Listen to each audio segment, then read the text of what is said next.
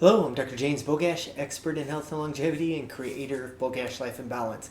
And today we're going to talk about an interesting study out of Israel that was done from an economic standpoint, not a medical standpoint. So looking at a group of researchers who looked at emergency calls in Israel.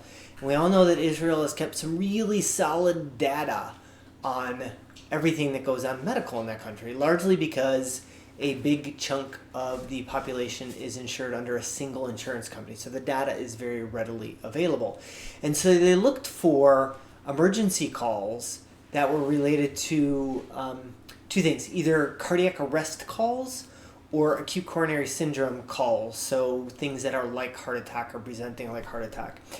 And they looked at them both 14 months prior to the onset of the pandemic, so getting a good look at what the baseline was, then 10 months into the pandemic, and then 6 months after the rollout of the vaccinations. So kind of looking at how these different events had an impact on emergency calls for these arguably cardiac conditions.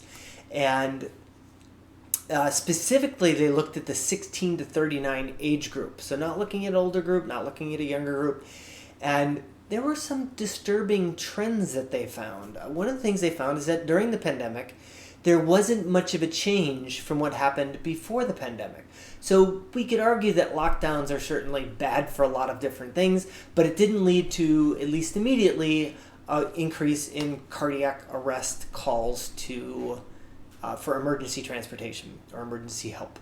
However, timing with the rollout of the vaccinations, there was a 26% increase in these types of calls.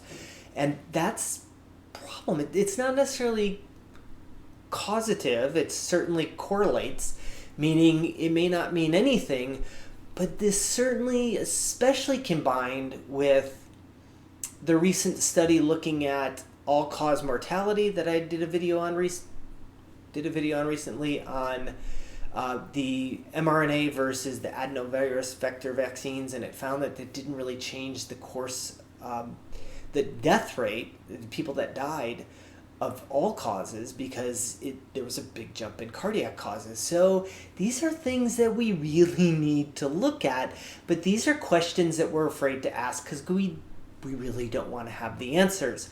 And it could potentially mean that we've made a huge mistake in moving in this direction, or it might not mean anything. But until we ask these questions, until we look deeply into the studies and the data, we will never have a true answer.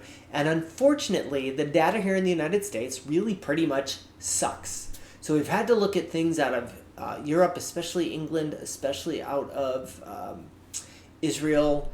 Qatar has some really good, there's some areas that have some really good data, and the information that we get from those is not as favorable as we would like to think. So one of the things I've just said through this entire time is we need to look outside of the United States for data, which is just disgusting and appalling, because the United States should be the pinnacle of data and information during this time. And unfortunately, for a variety of reasons, it has fallen flat on its face time and time again, which I don't even really have a emotion that describes how upsetting this is.